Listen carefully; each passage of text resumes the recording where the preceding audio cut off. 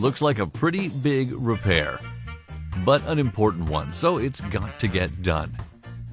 And you might need to have it done as well, so don't ignore it if you hear any grinding, squealing, or crunching sounds coming from your wheel hub. It might be an issue with the CV joint axle. And here are the basics on how to DIY replace it to try to save yourself some money. And while the idea of a CV joint axle is relatively similar from vehicle to vehicle, there are differences that make having the service manual on hand a great idea before disassembling. Axle pullers and impact wrenches may be required. Pry bar, C-clips, snap rings, inside differentials may also be part of the deal.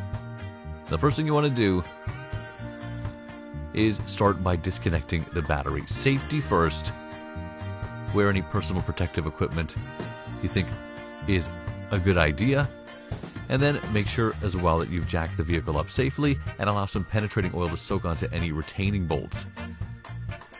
You may then be required to disassemble some of the suspension, or not.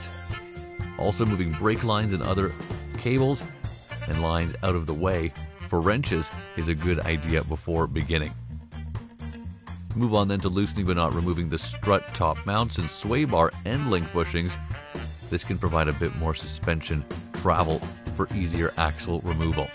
Then you want to loosen and remove the wheel side axle mounting bolts and separate the axle from the wheel. Don't allow the axle to hang from the transmission or differential. Oil seals could end up damaged if you do this. Next up, gently pull, pry or otherwise free the axle from the transmission or differential. Do not bend axle seals. Be extremely careful not to tear the transmission or differential oil seals.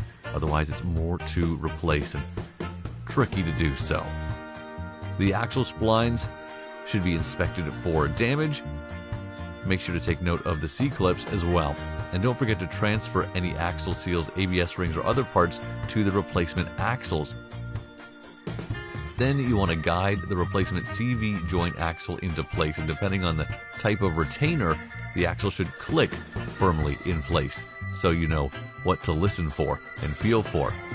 Make sure to always use the proper torque on axle bolts. Check axle rotation, reassemble all the dismantled components, and get that wheel locked back in place.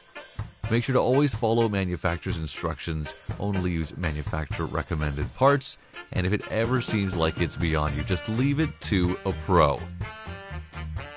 Otherwise, be safe, have fun, save a little money, and do it yourself.